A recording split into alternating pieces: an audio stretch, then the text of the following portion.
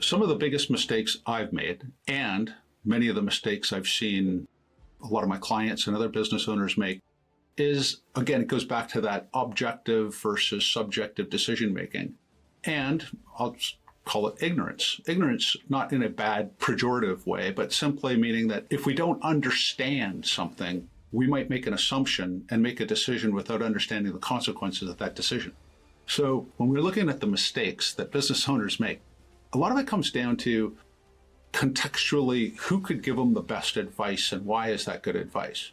So, for example, if you're got a business partner issue and you decide to buy out your partner and they don't necessarily want that, but you have the mechanism in your operating agreement to do it. And so you say, hey, we're going to have to part ways and here's the mechanism.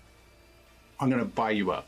You get a valuation done, or it might be in the agreement, and you go about doing that. You contact your lawyer because, well, it's a legal agreement. What might happen, and it often does, is that the lawyers, there's many types of lawyers, from litigation to business attorneys to intellectual property attorneys and on down the line. There's tax attorneys too. But attorneys tend to specialize. And so if you're talking to someone that's a business attorney and they're going to help you with your operating agreement or a partnership issue, they may not be thinking about the tax ramifications. So when they write the agreement, if you haven't talked to your tax CPA about how this could be handled, the difference between having your company buy back your partner shares versus you buying those shares versus, for example, doing it through a trust, all have different tax ramifications. And unless the wording is right inside of the agreement, done just the way you'd want it, it might limit what the accountants are able to do.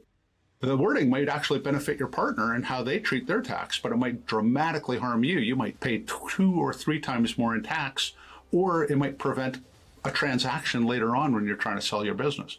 So being able to think through talking to your attorney and your CPA and perhaps other people that are involved in whatever decision to make sure you're getting the right people at the table to give you advice, it's usually layers more complicated, and we want to just keep it simple and we want to save money and time, and so we call one person.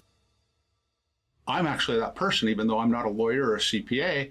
I'm the one that's been there, seen the mistakes, and I'll help direct you. If you're interested in learning more about Wealth Creator Coaching and our services, go to our website, wealthcreatorcoaching.com, and click the Book a Call button.